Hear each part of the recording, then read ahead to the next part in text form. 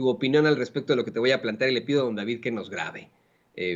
Tú has expresado aquí, obviamente, pues una ideología progresista, obviamente.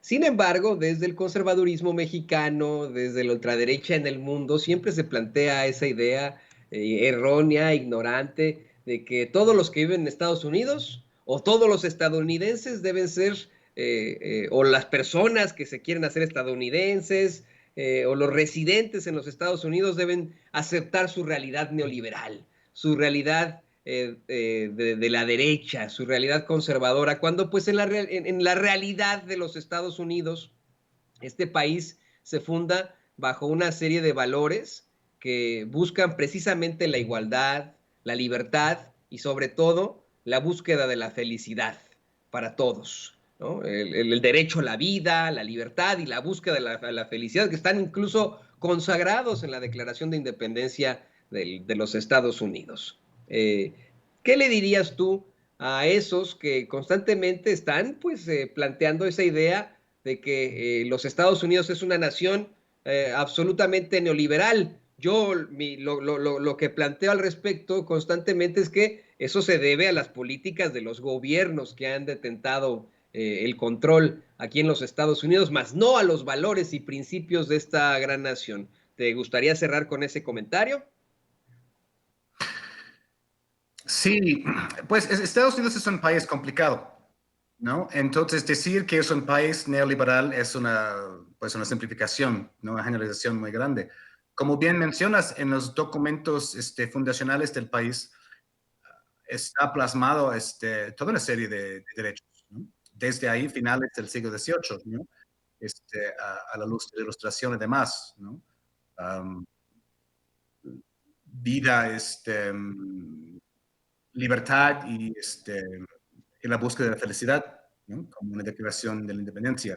También en las primeras 10 enmiendas a la Constitución, ¿no? Que es la Carta de los Derechos, donde está plasmado libertad de expresión, libertad de culto, ¿no?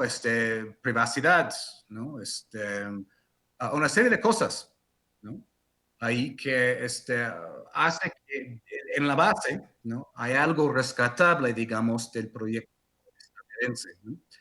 El problema es que hay un bipartidismo en este país que no permite, ¿no? Que esos derechos se viven plenamente y por toda la población, ¿no? Um, los afroamericanos, los latinos y otras minorías serán los primeros en decirte que todos estos derechos plasmados en las primeras 10 enmiendas nunca se ha aplicado a sus comunidades, ¿no? Libertad de expresión, privacidad, la presunción de inocencia, todas esas cosas que pues están fundacionalmente en los documentos, ¿no? No se han aplicado a las comunidades de mayorías o de africanos o de los indígenas ni hablar, ¿no? En el país. Entonces, el proyecto de Estados Unidos, si se va a sobrevivir, ¿no? Tiene que extender la promesa de la Constitución y de la Declaración de Independencia y de los documentos sucesivos a toda la población, cosa que nunca ha hecho. Si vives en un suburbio blanco, tal vez gozas de esos derechos. Si vives en el interior de una ciudad, no existen, ¿no? La policía te puede detener sin sospechas, te pueden maltratar, incluso te pueden matar, ¿no? Esas son cosas que hemos visto en ciudades a lo largo del país. Entonces, el problema es que mucha gente que vive en como los suburbios o el campo no sabe cómo es la vida para los que viven en las grandes ciudades o viven en los barrios donde hay mayor presencia policíaca y mayor opresión. Entonces, muchas veces no hay conversación entre ellos. Entonces, unos no saben cómo viven los otros. Además, el bipartidismo ha hecho que el país realmente está paralizado políticamente, ¿no? Es como si hubiera una situación de PAN-PRD, pero desde hace 200 años solo ha habido dos partidos.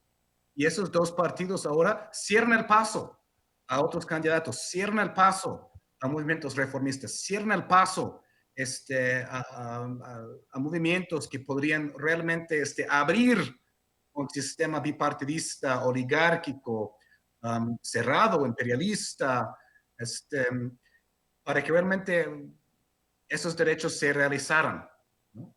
Eso es lo que se esperaría que pasaría, que hubiera un movimiento lo suficientemente fuerte para romper este bipartidismo y abrir el país, ¿no? A lo que ya está plasmado en sus documentos, pero no se ha hecho realidad. Um, y realmente el futuro del país depende de eso. Es decir, ¿va a haber algo que abre este sistema cerrado? ¿O va a seguir en un declive acelerado? Como hemos visto en estos últimos 20 años. Vaya, el siglo XXI no ha sido un buen siglo para Estados Unidos. Empezó con Afganistán, que terminó siendo 20 años ahí sin conseguir nada. Ahí el Talibán regresó.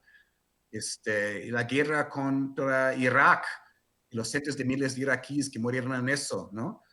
Los desastres ahí en Siria, en Libia, ¿no? Ahora, su guerra de terceros en Ucrania, ¿no?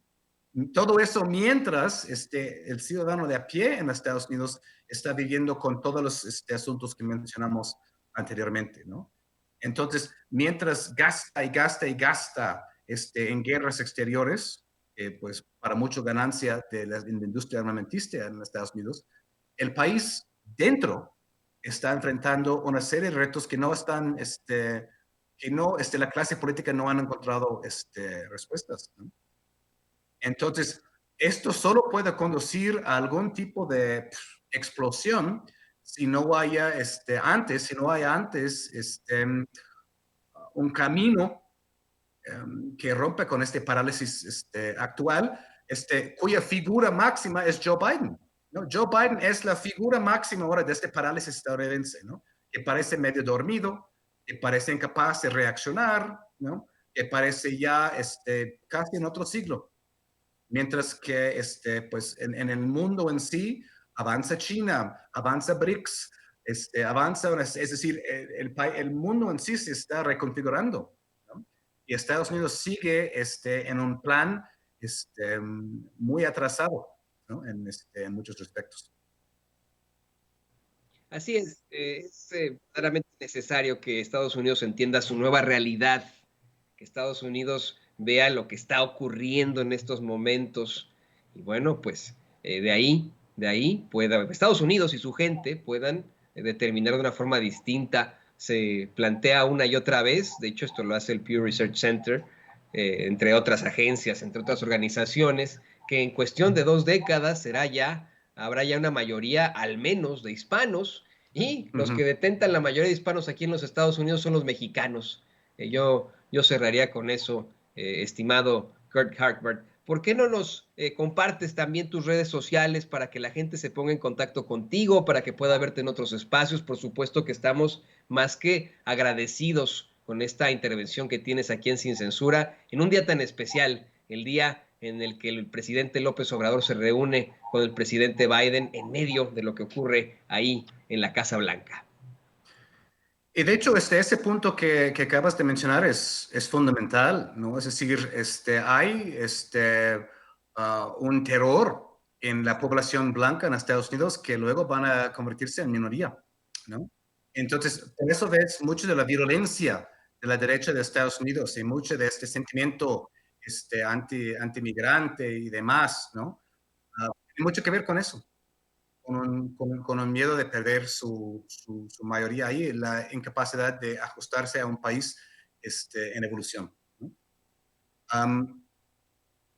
Entonces mis redes, @Kurt Hackbarth en Twitter, exactamente como está mi nombre, @Kurt Hackbarth.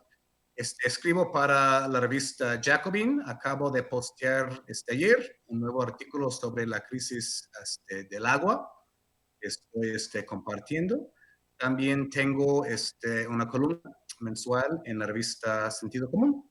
Entonces me pueden leer ahí en español, Jacobin en inglés, pero muchas veces esos artículos luego se traducen al español.